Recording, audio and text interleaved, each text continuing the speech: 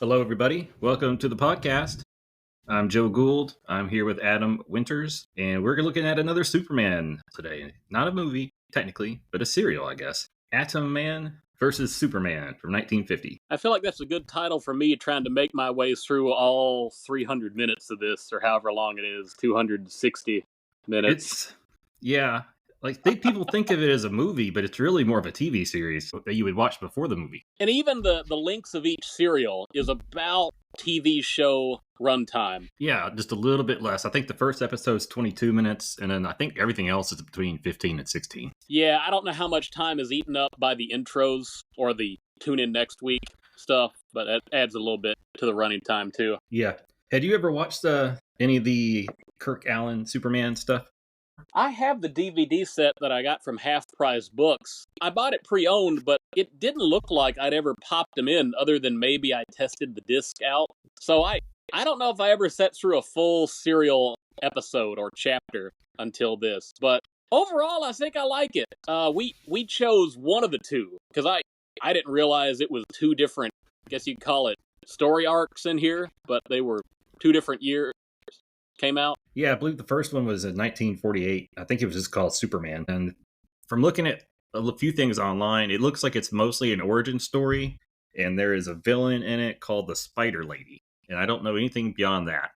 And I know they reused basically one episode in this one when Luthor is retelling the origin of Superman. I watched about half of that before we had settled on whether we were going to do Atom Man or not. I'd say the first episode is an origin story. Maybe the first two are an origin story. The Spider Lady, I think one of her alternative names was actually Black Widow, if you go to her radio history. Because I think both of these serials were adapted from the Superman radio program, even though I've never listened to it, but I am a little bit more interested now to see the roots of this. But the thing about this one, it has Lex Luthor in it every chapter, even though in the title, he's sort of in it. I feel a little bit lied to by the title of this series. Say how? The Atom Man versus Superman. So, okay, I guess it's true, but for most of this series, Atom Man is treated as a different character than Lex Luthor, to the point where Luthor's even referring to him to his own henchman early on as his partner.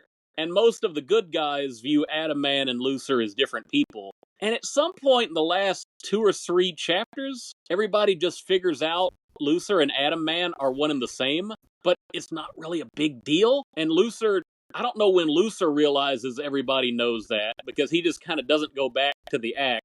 And he has a costume, and it's also, I guess it's like a little bit of robot sometimes. I don't know how he can get the costume to move by itself. But anytime he gets a visitor in his lair, he'll put on the Atom Man costume, which is lame. So I'm glad, on the one hand, I'm glad we get more Lex Luthor than Atom Man. On the other hand, I was kind of hoping Atom Man would be something that Luthor actually created. Maybe the prototype Ultraman or Nuclear Man or what have you. But something that leaned a little bit harder into the nuclear age existentialism. Yeah, I was hoping for kind of a prototype Brainiac almost. Didn't quite happen. I think the title works because for the first half of the series, so to speak, it is kind of a mystery as to who is this Atom Man, though he looks silly. More of a mystery to the characters than the audience, although it takes a few chapters before that everybody catches on to that, I think. Yeah, well, even then you have Clark Kent trying to prove that Luthor is not reformed, and everyone else is like, well, how could he not be? He's in prison, or he's at the TV station that he started. But now, if the costume had been better and didn't just look like a glittered up stormtrooper helmet before there were stormtroopers, I guess it's a prop from The Monster and the Ape from 1945. But yeah. Reminds me of a Stonehenge head. No, not Stonehenge. What am I thinking of? The island, those statues that are on some of the what am I trying to think of? Well, some tribal statue or something. Easter Island. That's it. Easter Island statues. That's what Atom Man head reminds me of. It ain't great. No, it's the Shockmaster. It reminds me of the Shockmaster from old WCW wrestling. Oh, was that the 80s? Oh, WCW is the 90s, so it's okay. This would have been probably right around 90. So, have you ever heard the name Tugboat, the old WWE wrestler? This is WWF era? Yeah, he Okay. ran around with Earthquake. I don't know either of those fools. All right, big guy, big 300 Okay. pound guy, real nice guy actually. So he went to WCW and they gave him a new gimmick called the Shockmaster, Oh, and they someone else did the voice. It was like a real monstery voice like this, and they were going to introduce him to confront Sting, and he had a literally glittered up stormtrooper helmet, and they did a practice run and it worked. And then before they did the live show, someone when they were fixing the prop wall, they put a real 2x4 at the bottom. So when he busted through the wall, he tripped, fell on his ass, and his helmet came off. And everybody saw, oh, it's Tugboat. did it make for a better storyline twist when the helmet It got came dropped. off? I think they had one more Oh, appearance of Shockmaster, and he looked different at that point. where were they going to go with that? He was gonna confront the good guys and be a big monster, glittery heel. Apparently, I don't know. This is But before they figured out NWO, right? oh yeah. It's at least 5 or 6 Okay. years before that, maybe even Oh 8. man, it sounds like it, man. Yeah, it's an all time classic thing. Everyone should Google the Shockmaster WCW. You have the wrestlers who he's going to confront start laughing, and I think one of them drops an F-bomb on live TV. Oh, Ted Turner probably had to pay some money out of pocket for that. There's a lot of parallel between Atom Man and the Shockmaster in terms of the impact on it. Adam Man's name is in just about every episode title, unless I'm forgetting something. First one is Superman Flies Again. Episode 9 is Superman Crashes Through. Episode 8 is Into the Empty Doom. I sort of like that. Lucer gets mentioned, Chapter 11. Lucer's strategy. Not Adam Man's strategy, but after that, it goes back to Adam Man, and then Rocket of Vengeance, Superman Saves the Universe. I kind of doubt that last one here. Here's another frustration I have with the chapter titles. I feel like every chapter title, I love those little, just the way they roll off the tongue. But in just about every one of them, the titular threat that is mentioned in the title, it doesn't appear until the last couple of minutes of a chapter. And then they get you on the cliffhanger. And then in a lot of cases, the cliffhanger is resolved in the first minute of the next episode. The one I was really led on by was Adam Man's Flying Saucers. We only got one flying saucer. We got it in the last minute of chapter 13, and they blew acted up. as if there was a bunch of flying saucers. Yeah, it's the flying saucer. It's a flying saucer. It's like, have you seen these before? It's very cartoony too. It's very Warner Brothers flying saucer. In fact, speaking of Warner Brothers and maybe the Looney Tunes, that sound effect they play every time somebody teleports using their magic coins. I just keep expecting the WB logo to come up in the Looney Tune short to start. Not in the Columbia pictures, but that's interesting, isn't it? Columbia. So when we did the Fleischer serials, that was a Paramount production. And this is Columbia, which now would be owned by Sony. At what point did Warner Brothers ever get involved? I guess they acquired the IP or the rights or what? That's a good question. I mean, obviously, now they're all intertwined, but Yeah. I'm not sure. I guess Superman, the movie, would have been, I would imagine, the first time. I don't remember who bought DC Comics when, but at one point they were acquired and they became part of the Time Warner family. You know, that whole thing was wild, speaking of Ted Turner. I think that was well and later in the 90s. Yeah, it was, but they were probably together before that whole corporate craziness. I just don't remember when that would have happened. I thought an individual had the rights to Superman. They just used Warner Brothers for production and distribution. Boy, Katzman, right? He bought the rights to make serials, like the Salkinds bought the film rights in the 70s. So Katzman did movie serial rights. I don't know much about how all that works either, but I watched the special feature on my DVD, and they said when Superman came out in 48, and when the Atom Man Superman came out in 50, they were the most successful of all movie serials ever released in the United States. But the irony was, because television had already caught on so popular in the late 40s and 50s, that the serials pretty much died as a tradition in 1956 or so. But even though they were near the end, Superman was the most successful ever done. Yeah, so Superman boosted the movie industry, and then he boosted the television industry and killed the serial industry. What do you know? So, as it said, they went from movie serials to breakfast cereal on Saturdays. Yeah. So, I mean, I will say, too, though, about these claims, I didn't get a chance to watch the special features, was no one knows how good these serials did. Like there is Really? no Oh record of yeah, these. yeah. Because they didn't buy a So ticket just for these, did they? yeah, this would be the equivalent of the commercials before the movie.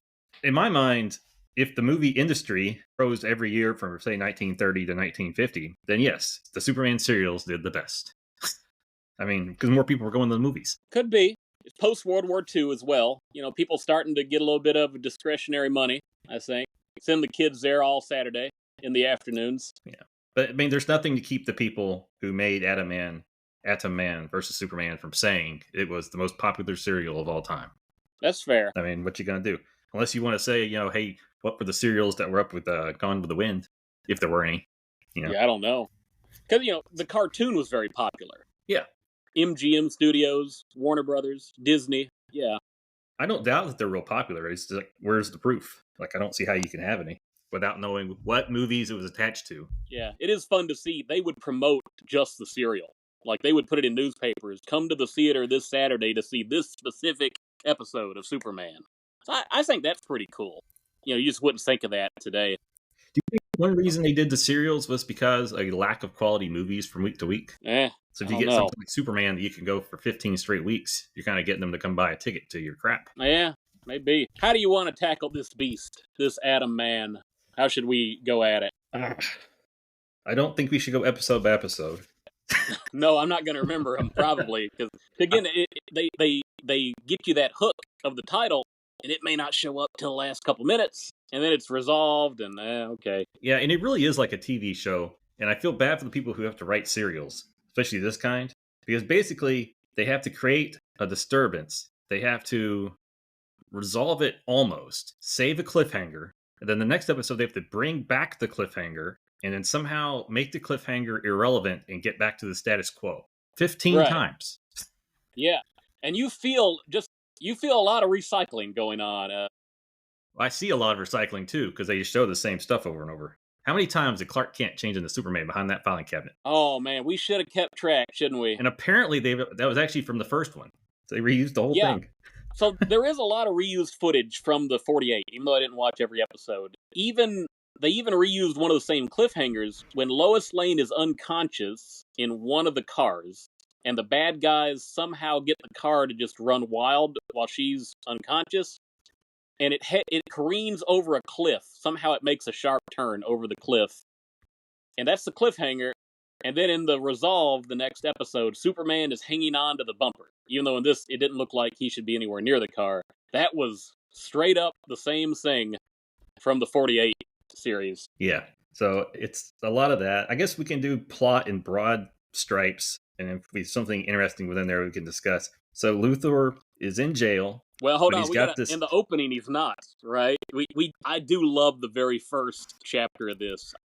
So I loved it last Thursday when I watched it, and I'm going to need your memory to how the first one. Much like a TV series, once you watch 15 episodes, it's hard to remember the details of the one 14 ago. So it opens with Luthor in one of his lairs. I'm not sure if they reuse the lair or not, but he's in one of his little Stonehenge lairs or underground subterranean caves, and he is making the bridge shake. Don't you remember the shaking the bridge? Because that's famous archive footage. It's not a special effect. Oh. It is the 1940 Tacoma Bridge collapse, where it was built, and within about a month, it started to destabilize, and there was a period where it shook like a rope bridge for a while, and then it finally collapsed. So okay. I like the use of stock footage disasters in this. It adds a lot to it for me, trying to figure out what that was. The 1937 Connecticut River flooding becomes very prominent in the later half of this. Like the houses falling into the water and all that, the people floating on roofs with their chickens and cows and all that. What's funny is, like, a couple weeks ago I thought to myself, me and Adam should make a movie that is solely composed of stock footage and public domain stuff, and then film little miniature connection scenes with my kids to connect the dots and just See how horrible it is, or if it's got a cleverness to it. Well, it definitely can't be 260 minutes long. I'll say that. It's got to be shorter. But that is kind of what this movie feels like. You have all these stock footage things, and then you have like this little studio where they're filming all the connecting scenes. Or animating on top of the stock footage. I'm not sure who did the animation in this. Rotoscoping. I'm a fan of that now. It looks good. I like it. I'm glad you like it, because I was okay with it at very, very small usage. Just about any lingering shot where Superman's carrying people, I'm not a fan of. Oh, well, no, he's got to go fast. But it's a better visual for this movie in terms of the style than having little stop motion puppets hanging from a string in the background that are like a half-inch tall. You're probably right about that. Now, the one shot I was really curious about is on one of the cliffhangers in the later half of this, where Lois Lane falls out of a window. And she falls several stories down, and in the next resolve, Superman flies in and catches her, again, even though it doesn't look like he should be anywhere near.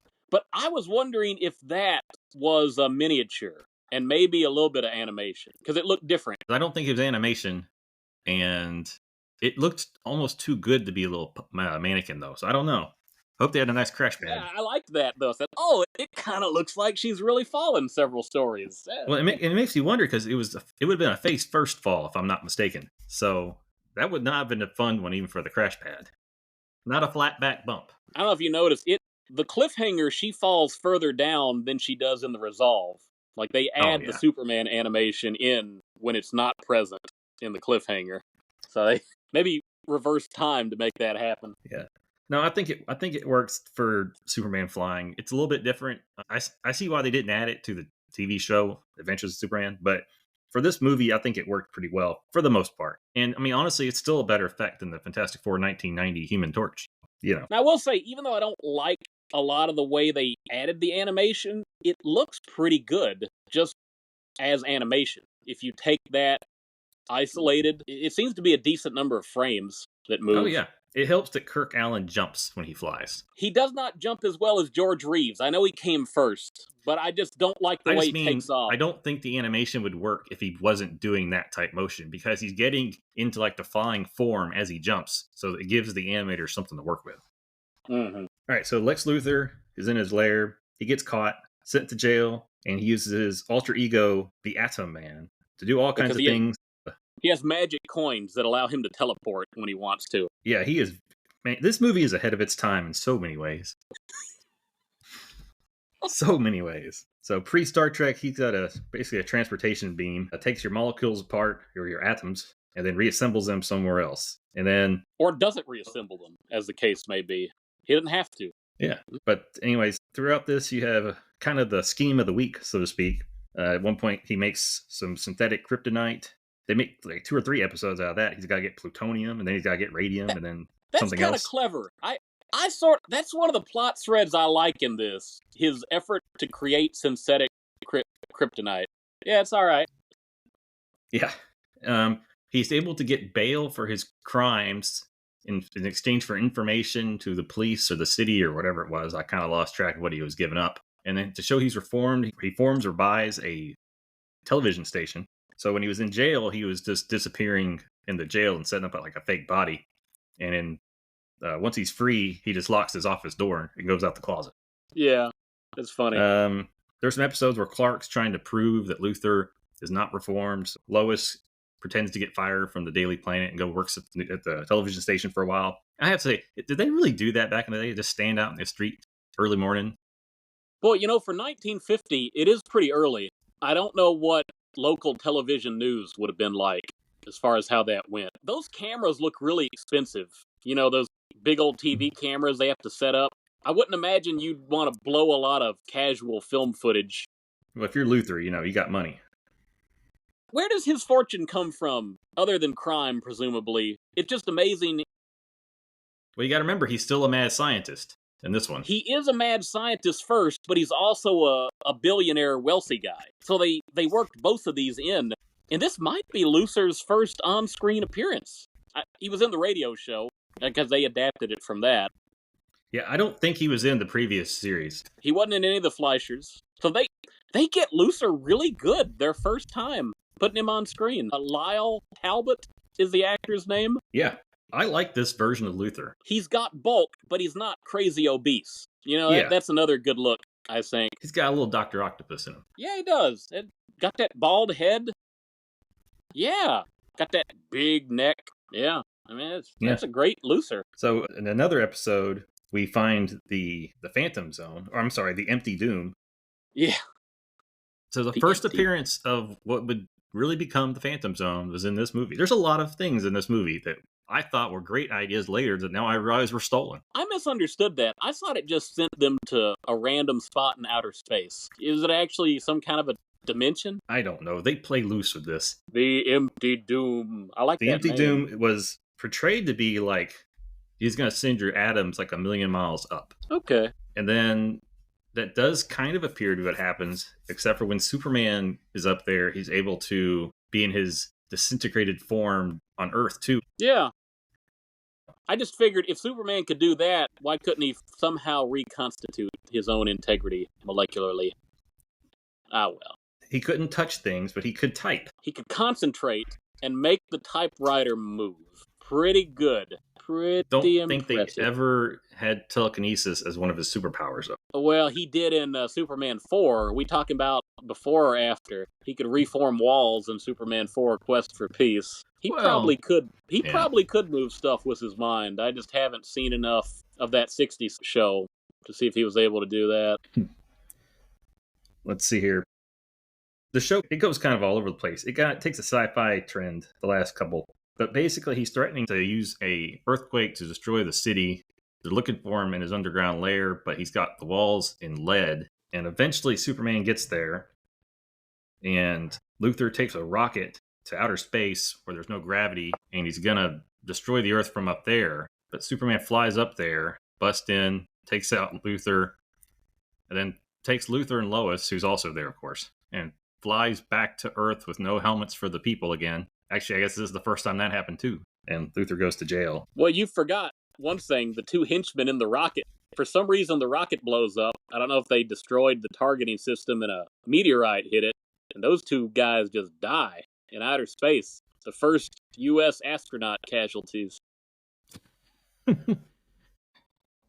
was trying to remember if there was a plot point in this serial where they talk about Superman can hold his breath for a long time, but so long as they remove the air from his body.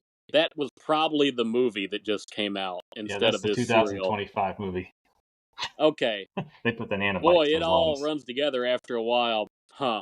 Now, never mind then about breathing in space. I guess it's fine. Well, still, I mean, he's not the one I'm concerned about. It's Lois and Luthor. But they were unconscious. They didn't need to breathe, probably, which is not true about being unconscious because you still breathe. But, well. So that's the plot. We've talked a little bit about Luthor. I do like Kirk Alyn as Superman. He grew on me as it went on. I wasn't sure what I thought initially. I like him a lot better as Clark Kent than I do as Superman. He has the look of Superman. It just feels like he's on something of a stimulant every time he puts the Superman suit on and he tries to talk. Yeah, so he definitely plays Clark differently than Superman, which is fine. I like that. Different than George Reeves, who basically played Clark as a civilian Superman. But the one, I agree that you thought he was on a stimulant. He had this evil grin every time he was coming up to criminals or people while he's in super suits. Did you notice that grin on his face? Yeah, he did it when he talked to anybody, though, so it's a little bit more consistent. It's very creepy the way he does smile at them. So when George Reeves, they both do the shot when they bust in and the crooks shoot him the bullets and they bounce off the chest. Reeves and Kirk, is his first name Kirk or Alyn? I always get that mixed up. It's Kirk Alyn. Kirk. So they both do that shot, but George Reeves, he has this look. He's not mad at you. He's just disappointed in what you're going to be evil and you're going to shoot him with bullets. It's never going to work. But Kirk Alyn here, he looks like he's going to take you through some weird Willy Wonka tunnel of doom after he shows up. And it's more disturbing that way. Yeah, some of that's the outfit. George Reeves' costume was significantly better than Kirk's in my mind. Almost like it had like turtleneck sleeves or something. But he does. It reminds me of the football sweaters football players used to wear in those days. It may have been one for all we know. I think I might like the cape better here than I do with the George Reeves show. It really droops on his back. I don't know why they had it droop so much, but the cape looks like a pretty good fit in this series. Yeah, I mean, for 1950, I think it's good. I mean, for what it is, it's fine. But yeah, I think George Reeves had more of the barrel chest. I know this guy is a muscular guy, but he doesn't have quite the same. It's not form fitting. We'll just say that. That's some loose cloth. Do you feel bad for him that he didn't get credited in any of these Superman shorts? Well, I actually say his real name is John Fego Jr. So his real name's not actually Kirk Alyn. I looked that up. Oh. But, so in that sense, not as much. I guess he did get kind of typecast in one way. He struggled to find acting parts before the show or before the serials, and then he struggled to get acting parts after the show was done. So I don't know. You could say he was typecast because he never really had a career pre-Superman. I don't know. I had heard different on the special feature. I heard he was one of the most popular serials actors, but for whatever reason, when they made these, they promoted it like they didn't cast an actor. They got the real Superman, and Kirk Alyn was the real Superman. And yet, when they went to the TV shows, they cast somebody else. It's funny because Noelle Neal is Lois Lane, and I think she's the GOAT of Lois Lanes. And they liked her so much, they eventually brought her back into the TV show. But Reeves is probably more successful as Superman than Alyn. It's kind of funny they forgot about him so quick. I should clarify, he struggled to find work in what he wanted to do. He wanted to do feature films, and he was getting a lot of serials works, which was the equivalent of TV show, I guess, at the time. Yeah, he wanted more out of life, but he wasn't happy with what he had then. Yeah, and he didn't get the boost from the series to do the feature films, I should say. Probably because he wasn't credited. So the question is, who invents the Superman curse? Does Kirk Alyn invent the curse, or is it George Reeves? Well, Kirk Alyn lived to be like 85 years old, so I wouldn't say he had a curse. But when it came to work, Adam West lived a long, successful life too, but he struggled with typecasting. I was wondering if that was comparable. When we talk about a curse. He could have kept being Superman, and he gave it up, so I'm not feeling too bad for the guy. Huh. All right. I don't know if he was ever approached for the TV show or not. Well, according to one article I read, he refused the roles. Okay, well. I mean, it came out the next year, so it doesn't make a lot of sense if these were popular, why you would intentionally go to a different actor unless he was just demanding too much money. Yeah, Mole Men, right? That was 51? Yeah. So I didn't remember this, but him and Noelle played the parents of Lois Lane in the 78 movie. I remember Noelle was in it. I'd forgotten that he was in it. Yeah. And then in 81, he appeared as Pa Kent in the parody movie Superb Man, the other movie. Apparently he dies from heart failure immediately after discovering a strange visitor from the planet Krypton. This is 81? Sounds like something out of Mad Magazine. Yeah. And then I don't know what the 1988 TV special for Superman 50th anniversary special was, but he was himself in that. Fascinating. Yeah, but the Superb Man movie, I'm going to have to look that up. It may be something we need to revisit. One of those, it could be really appropriate or really inappropriate. And I don't know enough about it to answer that question. From the planet Krypton, yeah. That's kind of Conker's Bad Fur Day level of parody right there. So Kirk, we covered him a little bit. Like I said, he does good. I like him. He grows on you too, I think. The more you see him, the more you like his Clark Kent. Yes, I love his Clark Kent. The Superman creeps me out a little bit. I don't want that guy busting through the walls at me. Noelle Neal, Lois Lane, and it was really interesting to see her in this and see her first takes on the character. It's also really weird seeing her talk to Clark Kent, who's not George Reeves. But in the first episode, she does coin the phrase, "This looks like a job for Superman." I didn't catch that. I didn't realize that's where it came from. Well, I don't know if she coined it. Well, no. It was in radio. Let me rephrase that. Yeah. It's been used, but it was used in this show. I think it was the only time it was said in this show.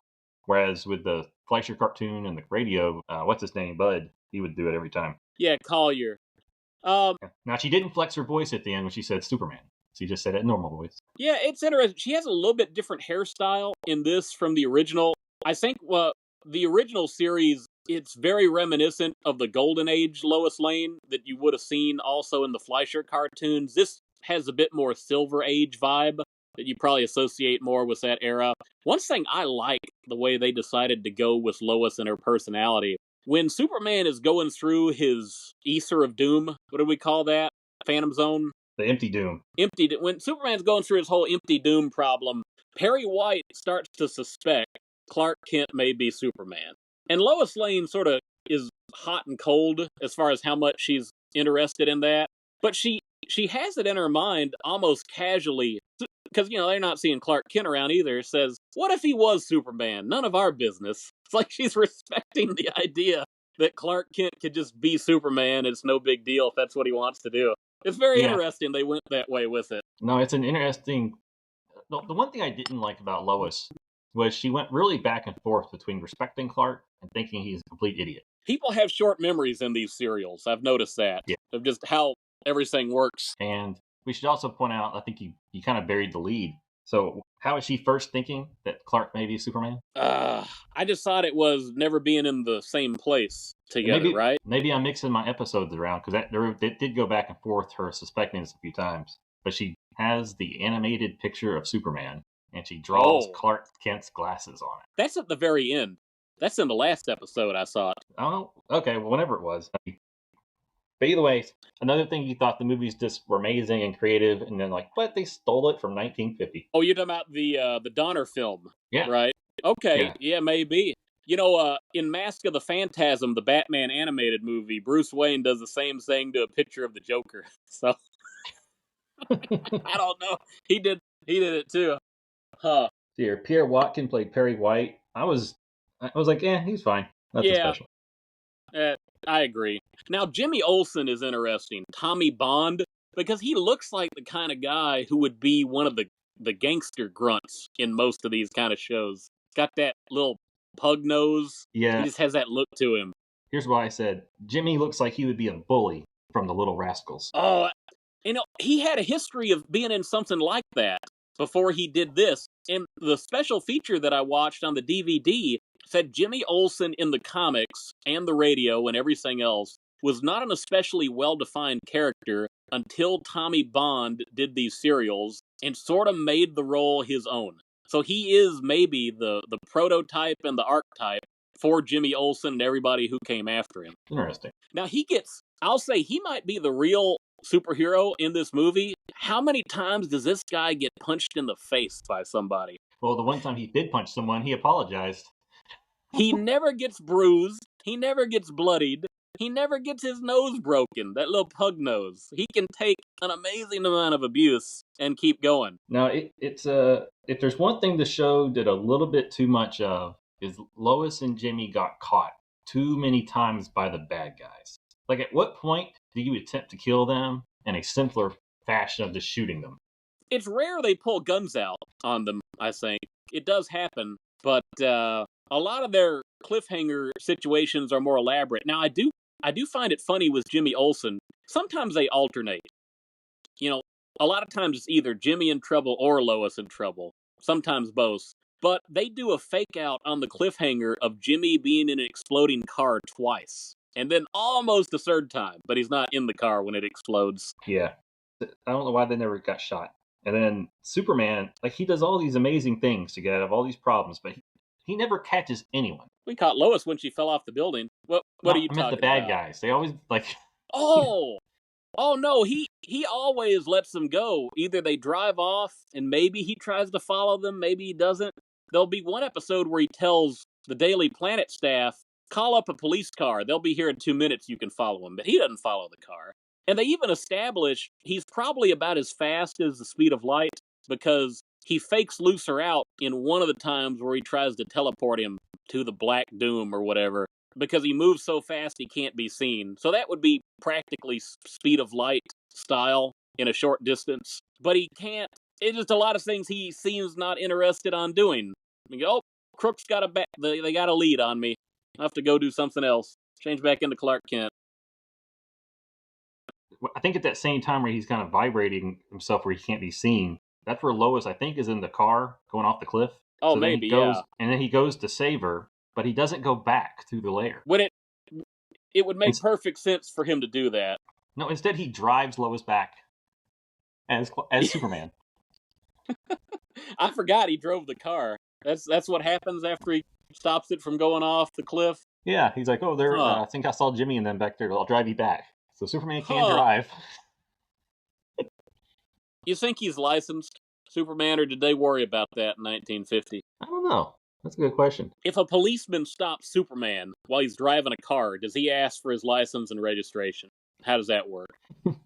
I don't know. Yeah, so you got distracted. My favorite bit is probably in the penultimate next to last episode when Lucer fires his rocket of vengeance, which seems to be atomic warhead at the city of Metropolis. And Superman, by golly, he goes all Dr. Strangelove. Why we learn to stop worrying and love the bomb. He rides that baby yippee-ki-yay style. I love how he gets it to go explode in the water right next to Metropolis, and they assume there would be no atomic fallout from the explosion as well. And again, I feel misled by this whole serial and what it promises. Because in every single intro, we see stock footage of atomic bomb testing over water.